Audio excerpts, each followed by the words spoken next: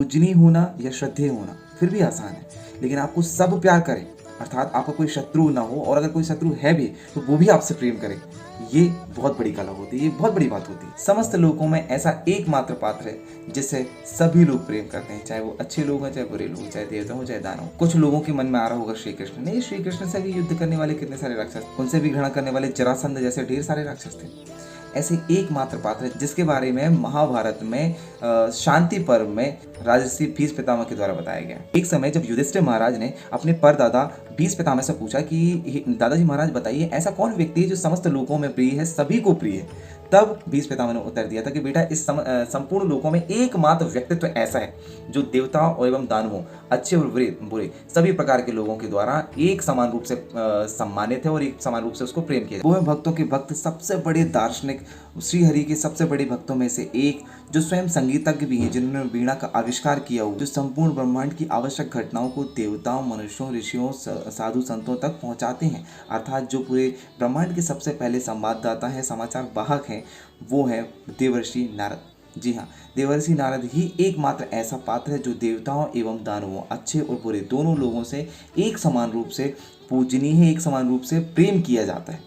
ये हम सनातनियों को दुर्भाग्य है कि आज एक ऐसे देवऋषि जिन्होंने अपना संपूर्ण जीवन ब्रह्मचर्य में बिताया और जिन्होंने अपना संपूर्ण जीवन लोक कल्याण में अर्पित कर दिया, जो स्वयं भगवान श्री हरि के तीसरे अवतार कहलाते हैं, जो कि न केवल संगीत शास्त्र के बल्कि वेदों एवं पुराणों के भी ज्ञाता हैं, जिन्होंने वेद व्यास जैसे ज्ञानियों को भी परामर्श किया और जो बिना बुलाए साधु संतों, राजाओं, महाराजाओं, अच्छे लोगों की सहायता करने के लिए स्वयं से पहुंच जाते हैं। एक ऐसे संत को हम लोगों के दिमाग में, भारतीय मानसिक पटल में मत लड़ाई झगड़ा कराने वाले देव ऋषि के रूप में, चुगली करने वाले देव ऋषि के रूप में हमारे दिमाग में स्थापित कर दिया गया है।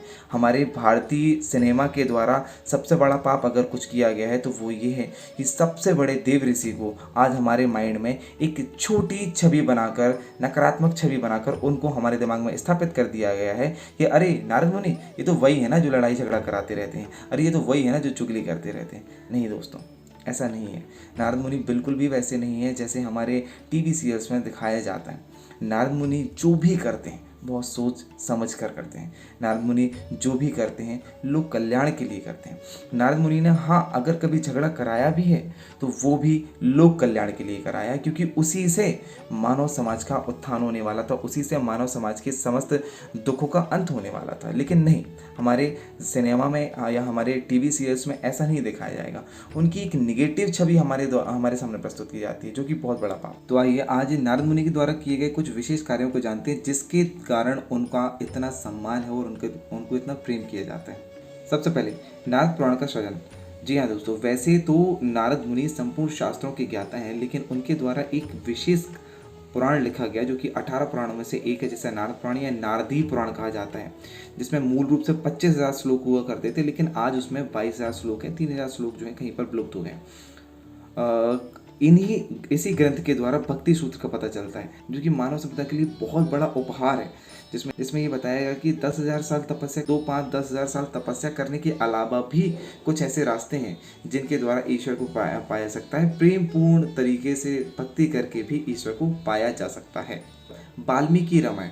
जी हाँ दोस्तों, वैसे तो वाल्मीकि रामायण जो है वाल्मीकि जी द्वारा लिखी गई, लेकिन उसमें सबसे बड़ा योगदान अगर किसी का है तो वो है नारद मुनि का।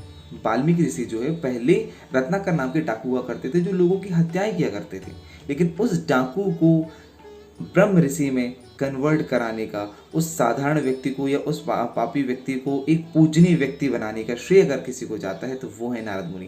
कहते हैं कि रत्नाकर डाकू इतना पापी हुआ करता था कि वो राम नाम नहीं बोल पाता था, तो नारद मुनि ने उनसे बोला ठीक है कोई बात नहीं, तो मरा मरा मरा मरा बोलो। तो मरा मरा मरा बोलते बोलते नारद मुनि जो है राम राम राम बोलते रहे। मरा का उल्टा क्या होता है? राम होता है। जब वो कंटिन्यू एक ही लाइन में मरा मरा मरा मरा बोले, मरा मरा मरा बोलते बोलते वो मरा मरा राम राम राम राम राम राम बोलने लगे। उसके बाद नारद जी द्वारा वाल्मीकि जी को कुछ उपदेश दिए गए, राम जी की कुछ व्याख्याएं बताई गई। उसके बाद वाल्मीकि रामायण का सृजन हुआ है, जो कि हमारे सनातन सभ्यता के लिए बहुत बड़े अलंकार के रूप में है। हम सभी के लिए सबसे बड़ी मार्गदर्शक में से एक है क्या? वाल्मीकि रामायण। धर्म प्रचार, उपदेश या मार्गदर्शन की बात की जाए तो नारद मुनि की तुलना किसी से नहीं की सकती। जब प्रहलाद गर्भ में थे तब से ही नारद मुनि ने अपनी वाणी के द्वारा, अपने उपदेशों के द्वारा एक ऐसे व्यक्तित्व का निर्माण गर्भ में ही कर दिया कि जब उस बालक का जन्म हुआ तो वो बचपन से ही नारायण नारायण का नाम जप रहा था। नारद मुनि के द्वारा अपने उपदेशों और अपने भक्ति सूत्रों के द्वारा भक्त प्रहलाद जैसे व्यक्तित्व का निर्माण किया गया, जो कि संपूर्ण विश्व के लिए पूजनीय हो गया। आगे चलकर 5-6 साल के ध्रुव को नारायण मंत्र का उपदेश करने वाले कौन थे? वो भी नारद मुनि ही थे। नारद मुनि के द्वारा जब शिक्षा दी गई, नारद मुनि के द्वारा जब ये बताया गया कि किस तरह से नारायण की उपासना करना है जिससे वो तुम्हें दर्शन देने आएंगे, तब जाकर ही ध्रुव महाराज को भगवान विष्णु के दर्शन हो पाए थे। आगे चलकर हम देखते हैं कंस की बुद्धि भ्रष्ट करने वाले कौन थे? नारद मुनि ही थे, जिन्होंने आकर आकाशवाणी का मतलब समझाया था। वीणा के आविष्कारक एवं संगीत के प्रचारक मुनि कौन है? नारद मुनि ही तो हैं, जिन्होंने संगीत के द्वारा ईश्वर वंदना करके आनंद का एक नया रास्ता खोल दिया। नारद मुनि ने ही बताया कि संगीत करके आप आनंद उठा करके भी ईश्वर को प्राप्त कर सकते हो, हमेशा तप करते रहने की आवश्यकता नहीं है। वेद व्यास जी को उपदेश करके भागवत ग्रंथों की रचना करवाने वाला कौन है? वो भी नारद मुनि ही तो हैं। दोस्तों, हमने एक नहीं अनेक पुराण की कथाओं में ये बार बार सुना है कि ईश्वर को जीतना कठिन नहीं बल्कि लगभग असंभव है, लेकिन एक तरीका ऐसा है जिसके द्वारा न केवल ईश्वर को जीता जा सकता है बल्कि उनको हमेशा अपने पास रखा जा सकता है, वो भक्ति का मार्ग। इस बात को भी हम तक पहुंचाने वाले कौन है? वो भी नारद मुनि ही तो हैं। कहते हैं कि ईश्वर को बांधना संभव नहीं है, लेकिन ईश्वर सदैव ही भक्तों के प्रेम के भाव में बंधे हुए रहते हैं। अगर हम भगवान को नहीं पा रहे, इसलिए अगर हम भगवान तक नहीं पहुंच पा रहे हैं तो भगवान के भक्तों तक पहुंच जाएं, फिर उसके बाद में भगवान स्वयं आपके पास खुद ब खुद चलकर आपसे मिलने के लिए आएंगे। इसलिए अगर आप ईश्वर से मिलना चाहते हैं, ईश्वर सुमिरन करना चाहते हैं, ईश्वर को जीतना चाहते हैं, ईश्वर को अपने पास बुलाना चाहते हैं, तो ईश्वर के भक्त अर्थात भगवान नारद को हम लोग बार बार प्रणाम करें, उनका पूजन वंदन अभिनंदन करें और उनको अच्छी तरह से, अच्छे भाव से हमेशा उनका स्मरण करते रहें। तो निश्चित ही एक दिन न केवल हमें नारद मुनि मिलेंगे बल्कि नारद मुनि के माध्यम से हमें भगवान श्री कृष्ण, भगवान श्री राम, भगवान विष्णु भी अवश्य ही मिलेंगे।